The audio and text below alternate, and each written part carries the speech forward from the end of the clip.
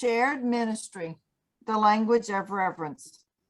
Sermon by Reverend Dr. Jan Carlson Bull, Unitarian Universalist Congregation of the Catskills, Kingston, New York, February 27, 2011. Shared Ministry, the practice of a faith community affirming that it takes every single one of us to bring the ministries of a congregation into full blossom. No minister can. We need each other to realize the full promise of this faith and this congregation. As we share the endeavors of ministry, we learn its many languages: the language of listening, the language of love and justice, the language of commitment, and the language of reverence, including some variant forms of reverence, such as the not quite prayer of poet Philip Appelman. O karma, dharma, pudding and pie, give me a break before I die. Grant me wisdom, will and wit, purity, probity, pluck and grit. Appelman's supplication is deliciously irreverent, with a dash of conceit, as he implores karma and dharma and friends to teach believers how to think, that is, before our world goes over the brink. How easy is it for some of us to get carried away with the assumption that believers don't think? As I consider the language of reverence, the figure of Dr. Albert Schweitzer surfaces. Physician, professor, scholar, theologian, master organist, and Bach historian, Schweitzer was one of the most expensive thinkers of the 20th century. As a young man, he studied to become a Protestant minister. His inclinations led him to scholarly pursuits as a seminarian professor. The more he studied, the more differently he believed, until he reached the point of asking himself how he could continue teaching what he no longer believed, and whether he could begin to teach that which he newly believed. He did neither. In an interview with Norman Cousins, he explained, I decided that I would leave the seminary. Instead of trying to get acceptance for my ideas involving painful controversy, I decided I would make my life an argument. I would advocate the things I believed in terms of the life I lived and what I did. Instead of vocalizing my belief in the existence of God within each of us, I would attempt to have my life and work say what I believe. His decision to let his life and work speak his beliefs evolved over the course of his decades as a physician serving the indigenous people of Lambaroni in West African nation of Gabon, raising funds for his work by performing organ concerts around the world, pursuing scholarly interests that resulted in monumental works on Bach and the historical Jesus. Every spoke of his wheel turned in response to Schweitzer's relentless search for truth and meaning. It was a search that coalesced into a philosophy that he called reverence for life. As we know life in ourselves, we want to understand life in the universe. In order to enter into harmony with it, he wrote in 1936. But Schweitzer didn't find harmony.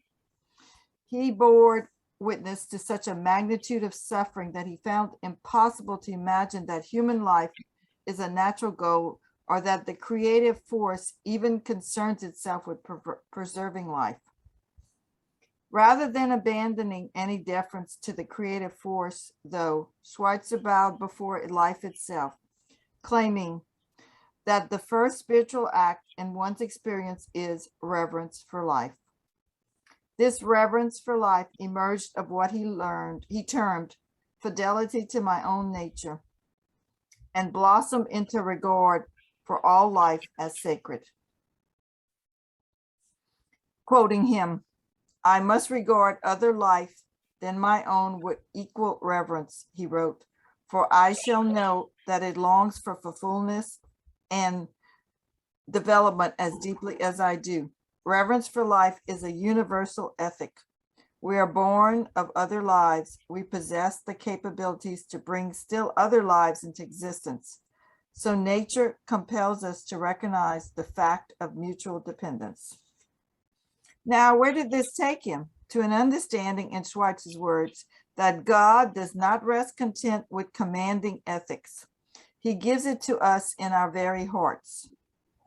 A large and overarching God, indeed, a spirit of life, a creative force that infuses our nature with the spark of divinity, that allows us to hold all life sacred and free will to act accordingly or otherwise. The spiritual life and everyday ethics are bound.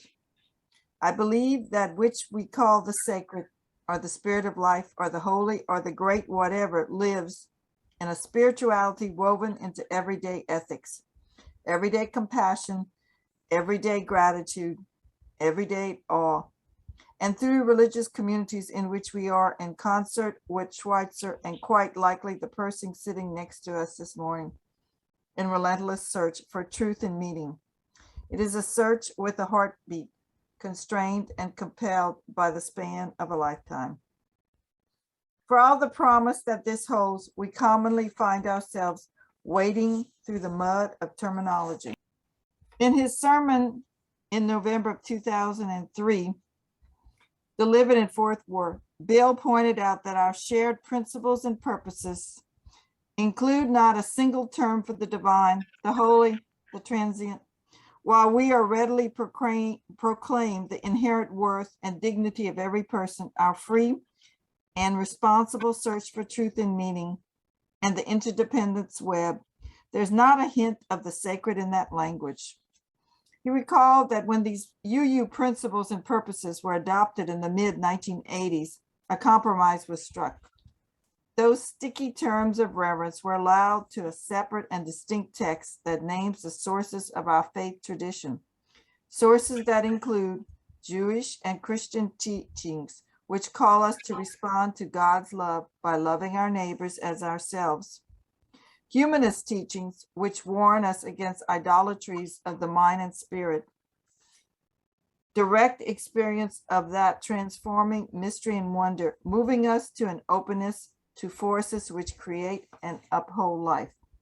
Is it any wonder that we have such a hard time saying what we believe in when we find ourselves in a conversation with someone who hasn't a clue about our faith traditions and simply ask, what do Unitarian Universalists believe? It's a tough call when our only common language of belief has been subject to Solomon's solution. You're quarreling over the baby. Fine, cut him in half. So one half of our UU baby is principles and purpose, the other half, the source of our living tradition. Whether we can put the baby back together again like our own Humpty Dumpty is anyone's guess. But Bill's sermon sets up a storm of controversy about what Unitarian Universalists believe and don't believe, and how we do and don't talk about it. Language is important. It's important because words and phrases that we use and choose to identify what matters most to us mirrors the experience that we've had that matter most to us. Those experiences give rise to our language. That language both opens and closes us to a faith community that holds the promise of shared ministry and its many languages. But back to Bill and what he said on the spur of the moment when someone asked him what it means to be Unitarian Universalist. The Unitarian side of our family tree tells us that there is only one God, one spirit of life, and one power. The Universalist side tells us that God is a loving God, condemning none of us, and valuing the spark of divinity that is in every human being. So, Unitarian Universalist stands for one God, no one left behind. Now, I'm not suggesting that we adopt this as our stump speech to explain our liberal faith, nor did Bill suggest this. In his words, religious language doesn't have to mean God talk. And I'm not suggesting that Unitarian Universalists return to the traditional Christian language. But I do feel that we need some language that would allow us to capture the possibility of reverence, to name the holy, to talk about human agency in theological terms, and the ability of humans to shape and frame our world, guided by why we find to be of ultimate importance. In the same way that Schweitzer decided to let his life and work speak for his beliefs, so we might, as Unitarian Universalists, find our way out of the mudslides of linguistic conflict and hone in on how we live and work and learn and listen, how we honor the community that is this congregation, and how we join in healing the fractured community that is the world we inhabit. When words are needed, how do we speak them, and how do we listen to the words that are meaningful to you and to you and to you and to you? How do we honor the language of shared ministry that is the language of listening and love and justice? Do we qualify every possible name for the holy, from Spirit of God to Yoo-hoo? Do we say with every story of sacred experience, this may not be so for you? I honor the uniqueness of your story and how you tell it. Do we teach our youngsters that this may or may not be an experience that they want to call sacred when they grow up? What is it that we yearn for when we enter this sphere of worship, of holding close and sharing that which matters most? How might we open ourselves, each and all of us, to a lived language of reverence? Above all, how might we realize that it's not all about us? How might we open our hearts to gratitude and our minds to awe? Reverence, suggests Paul Woodruff, is the virtue that keeps human beings from trying to act like God. Where's our reverence for life as a universal ethic? Where is the gratitude in all that suggests we just may not be creation's last act? How might we restore wholeness to that cleft that moves through our own Unitarian Universalism, and let's go of trying to micromanage the language of reverence? Call it the spirit of life, creative force, God, Allah, wind, breath. It doesn't really matter, but it does matter that we heed the yearning of each and every heart in this sanctuary, the deep yearning for truth and love, spoken and unspoken, mostly lived. It does not matter that we can and all be transformed by the simple acknowledgement that is not all about us. It doesn't matter that we can feel gratitude for life welling up in us and spilling out into a shared ministry of gratitude for this community, for the overwhelming mutuality that just is, for the epiphany of unexpected silences, for the next breath, for that experience of the sacred that refuses to be stifled by the convention and compromise of how we name the sacred. We are, after all, on a fast-moving train. Amen.